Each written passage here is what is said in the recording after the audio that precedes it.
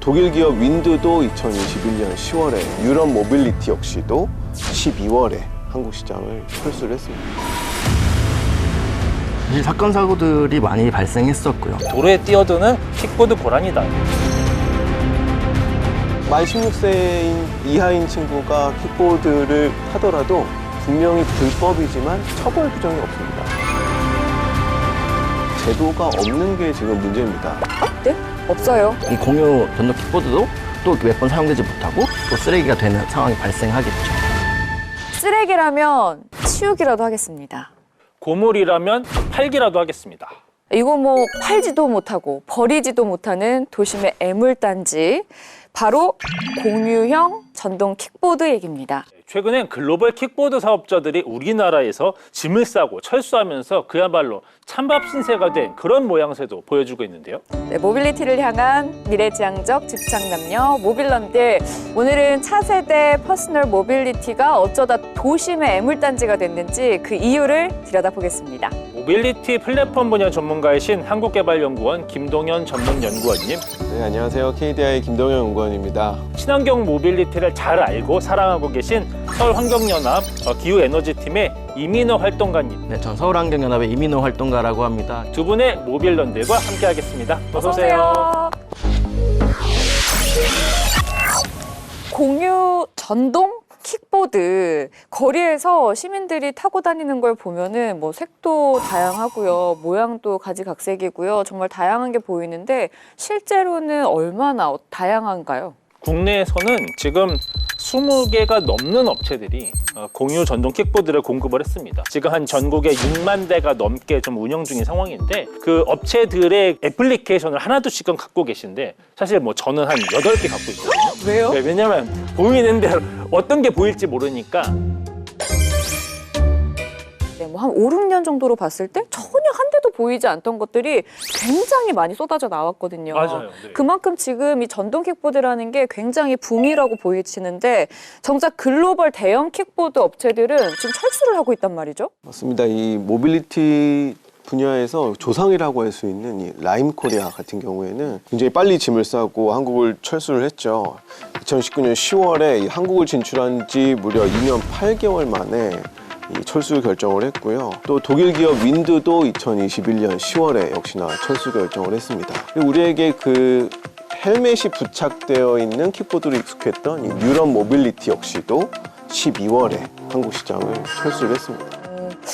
이게 이렇게 해외 기업들이 앞다퉈서 철수를 하고 있다는 거는 그만큼 우리나라에서 전동 킥보드 업체를 운영하는 것 자체가 조금 어려워진 게 아닐까 싶긴 그렇죠. 한데, 정확히 어떤 문제들이 있었던 걸까요? 사실 사건 사고들이 많이 발생했었고요. 그만큼 이제 국회나 이런 정부기관에서 규제나 이런 것들을 진행하면서 기업들이 그렇게 계속 유지되어 오기 어려운 상황들이 되지 않았나 싶습니다. 실제로 그 시민들이 많이 불안해하시는 게 사고 때문이잖아요. 말씀하신 것처럼 사고가 굉장히 많았었죠. 최근에 아주 뭐 국민적으로 크게 주목됐던 사고가 지난 7월에 있었잖아요. 킥보드에 친구끼리 2명이 탔었죠. 네, 다가오는 차하고 크게 부딪혀가지고 학생들이 사실상 날아가는 그런 모습의 영상을 이제 많이들 사실 보셨는데, 그러다 보니까 이렇게 도로에 뛰어드는 킥보드를 부르는 용어가 있잖아요. 뭐더라? 킥라니. 고라니. 그렇지. 그렇죠. 네, 도로에 뛰어드는 킥보드 고란이다. 킥란이라는 이름으로 풍자도 많이 되고 있고, 근데 이런 실제 사고 건수가 매년 한 2배 가까이 증가했고 4년 만에 15배로 급증을 했다라는 통계가 있습니다. 실제로 저희가 이제 지나면서 보면은 좀 위태로워 보일 때가 꽤 많잖아요. 이 전동 킥보드가 안전성에 좀 취약한 이유는 어디에 있다고 보실까요? 일단 기기 자체가 너무 작아서 또 이동하는 데 있어서 타는 사람도 굉장히 위험하고요. 이게 타다 보면 무게 중심이 자전거하고는 또 달라서 넘어지면 이제 바로 머리 쪽이 다칠 수 있는 가능성들도 크거든요.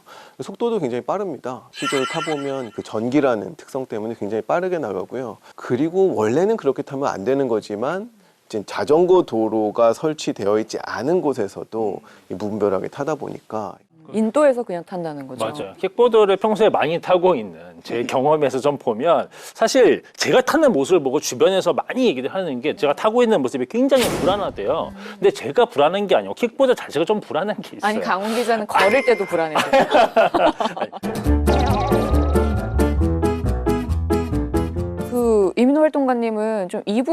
킥보드들이 더 위험해 보였다는 거 있었을까요? 사실 어떻게 보면 기본적으로 이 문화 자체들이 많이 안 되어 있어서 이렇게 하면 안 되는데 하는 상황들이 많이 발생들 하죠. 뭐 좌회전을 한다든지 킥보드를 타고 킥보드를 타고 어떻게 좌회전을 하죠? 그냥 자동차처럼 좌회전을 하시는 분들. 자동차 차선으로? 네.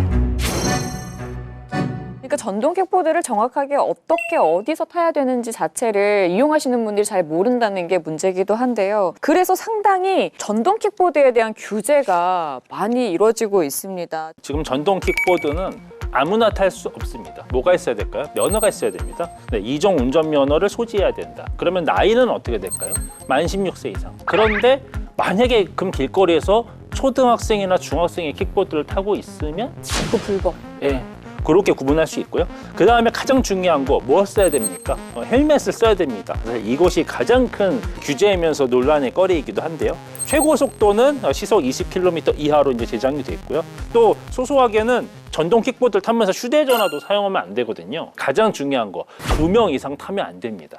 일반 자전거랑 비교해 봤을 때 규제가 굉장히 많은 것 아닌가 이런 생각이 드는데요. 제가 볼 때는 오히려 제도가 없는 게 지금 문제입니다. 제도가 없는 게 지금 문제입니다. 아, 네? 없어요. 지금 굉장히 많은 규제들을 말씀해 주셨는데 이것은 정말 안전을 위한 최소한의 장치에 가깝다고 할 수 있고요.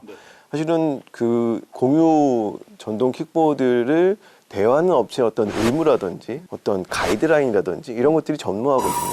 대표적인 것들이 만 16세 이하인 친구가 킥보드를 타더라도 분명히 불법이지만 처벌 규정이 없습니다.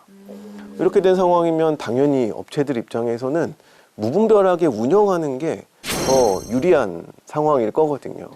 그러다 보니까 굉장히 좀 극단적인 무분별함이 조금씩 생기고 그의 반대급부로 극단적인 처방들이 자꾸 이어지면서 이 시장의 예측 가능성이 완전히 줄어들어 버린 거죠. 그래서 궁금한 건 남아요. 뭐요?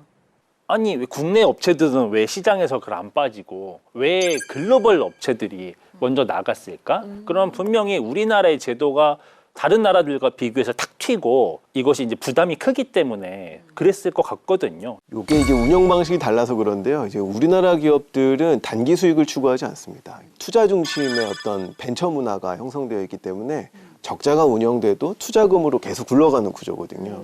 근데 글로벌 기업들은 그렇게 운영하지 않습니다. 일 단위 수익을 챙기고요. 주 단위를 챙기고 단기적으로도 수익을 챙기기 때문에 적자가 나면 이 시장에서는 더 이상 가능성이 없다라는 판단을 할 수도 있고요. 어떻게 보면 수익을 추구한 주체들은 시장을 떠나게 되고 그렇지 않은 주체들은 시장에 남아있는 그런 결과가 또 만약에 지금 그 철수했던 3대 회사 중에 가장 큰 데가 라임사였잖아요. 헬멧을 착용하라고 하니까 뜨악 해가지고 진짜 대한민국 코리아 뭐야 하면서 나간 건지. 이 당시에는 이제 라인만 줄어들었던 건 아니고요. 그 우리나라의 모든 기업들의 킥보드 운영 규모가 굉장히 줄어들었습니다.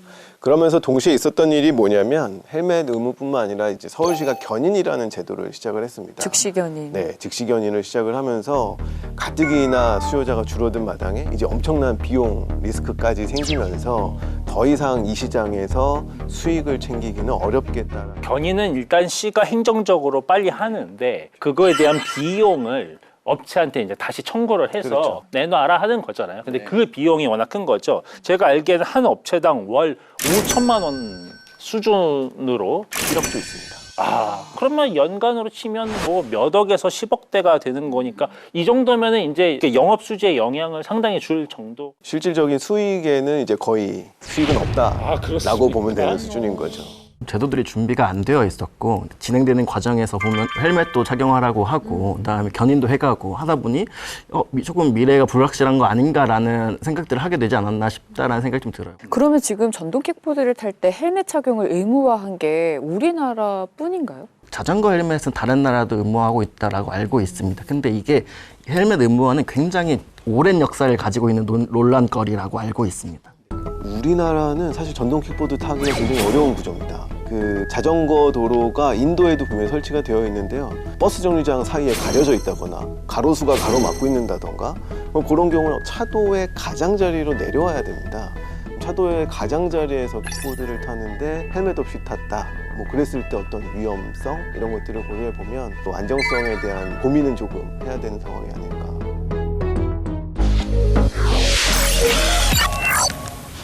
자전거는 안 써도 되는데 왜 킥보드는 써야 하냐 이렇게 질문하시는 분들 굉장히 많단 말이죠. 그러니까 자전거가 써야 되는 거죠. 자전거가 안 쓰니까 킥보드도 안 써야 되는 게 아니라 만약에 그 논리라면 이건 안전성에 초점을 맞추고 있는 거기 때문에 자전거도 써야 되는 거죠. 근데 왜 자전거 헬멧 착용은 의무 안 왜 그 했을까요? 한때 따릉이가 왜 헬멧 설치했다가 맞아요. 원래 자전거 헬멧 의무도 잠깐 논란이 됐었던 적이 있었거든요. 그때 헬멧을 의무화하자라고 했을 때 킥보드를 타거나 자전거를 타는 사람들한테 이제 책임을 전가하는 문제일 수도 있다라는 이야기도 나오고 있기도 하고요. 이거를 의무화할 것인지 아니면 교육이나 문화나 해서 적응을 시켜나갈 것인지 정부나 이제 국회나 이런 데서 선택해야 되는 문제인 거죠. 네. 제가 볼 때 헬멧 특집이 한번 있어야 하지 않나. 이게 좀 문화로 정착이 돼서 서로 안전을 위해서 쓰면 좋겠다 이런 생각도 들기는 하는데요. 평소 킥보드를 많이 이용하는 시민들의 생각은 어떤지 궁금합니다. 타려고 하다가 헬멧 의무화 때문에 포기하시는 분들도 종종 계신 것 같은데 이강훈 기자가 서울의 한 대학가를 찾아서 현장의 목소리를 듣고 왔습니다.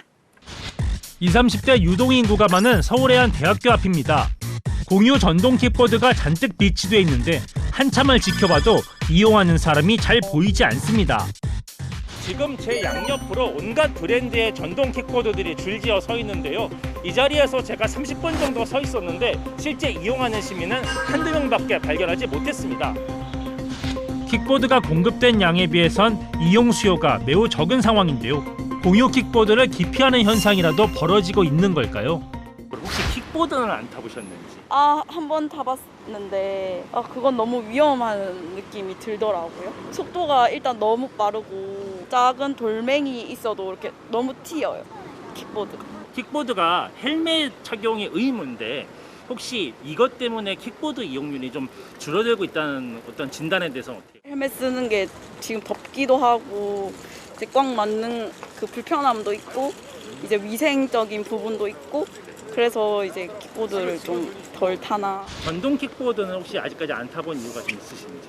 헬멧 없는 것도 좀 많았고 그다음에 면허를 따야 된다 했나? 친구들이 잘못하는 친구들이 벌금 내고 그랬던 것 같아가지고 꺼려가지고 좀 그랬던 것 같아요. 공유 킥보드를 거의 매일 타다가 헬멧 착용이 의무화되자 이용을 아예 그만뒀다는 대학생도 만났는데요. 헬멧을 이용을 의무화가 되고 나서부터는 한 번도 한국에서 이용 안 했거든요. 예전에 정말 많이 이용했었을 때는 일주일에 5번 이용을 했었는데 이제 헬멧이 의무화되다 보면 위생상의 문제가 있을 수도 있고 아무래도 편리성을 위해 사용하는 건데 하나의 단계가 추가되면 불편한 거잖아요. 그래서 저는 횟수가 확실히 줄은 것 같아요. 최근에는 그러면 최근 일주일 사이에는 킥보드 거의 한 번도 안 탔어요. 근 한 달간도 거의 타본 적이 없는 것 같아요. 규제가 강화될수록 어쩔 수 없이 사람들의 편의성이 낮춰지니까. 게다가 킥보드가 도로 곳곳에 나뒹굴며 미관을 해치고 보행자나 차량의 안전까지 위협하자 최근엔 도시의 골칫덩이라는 오명까지 붙었습니다. 다른 부분에 있어서는 다 효율적이고 좋다고 생각을 하지만 보관 문제에 있어서는 조금 개선할 점이 있다고 생각합니다. 이강훈 기자가 현장의 목소리를 듣고 왔습니다. 두 분 어떻게 보셨는지 좀 궁금한데요. 그러니까 서울이라는 도시에서는 버스나 지하철 타고 집 근처에 가서 그 집까지 갈 수 있는 방법, 라스트 마일 채울 수 있는 그런 중요한 모빌리티 중에 하나인데 사실 어떻게 보면 공간 문제라든지 그러니까 조금 널브러져 있어서 미관을 해치는 그런 문제들 때문에 조금은 아직 많이 발전되지 못하고 있지 않나라는 생각이 들어서 사실 저 킥보드의 매력이라고 하는 건 아무데나 있는 거잖아요. 그러니까 무분별함이 장점인데 이게 제도가 잘 갖춰지면 편리함이 될 수가 있고 안 갖춰지면 무분별함이 될 수 있거든요. 내가 타고 싶은 데서 아무 데나 있어서 타고 그리고 내가 가고 싶은 집 딱 그 앞에까지 가고 그게 이 전동 킥보드의 매력인데 그걸 잘 못 살리고 있다는 얘기인 거죠. 근데 지금 아무 데나 있으면 괜찮아요, 사실. 아무 데나 잘 있으면 괜찮은데 얘네들이 나뒹굴고 있잖아요. 이거 왜 이렇게 잘 쓰러져 있는 걸까요, 활동가님? 잘 쓰러지기도 하는 것 같기도 하더라고요. 근데 확실히 그리고 조금 내게 아니니까 사실 공유 모빌리티들이 좀 가지고 있는 문제점인 것 같기도 한데. 근데 전 단 한 번도 이렇게 쓰러뜨리는 사람 본 적이 없거든요. 근데 쓰러져 있는 애들은 너무나 많아요. 전 세계에서 이 시민의식이 제일 잘 된 나라가요. 라임 얘기를 들어보면 프랑스 같은 경우에 쓰러져 있으면 그냥 강에 버린대요.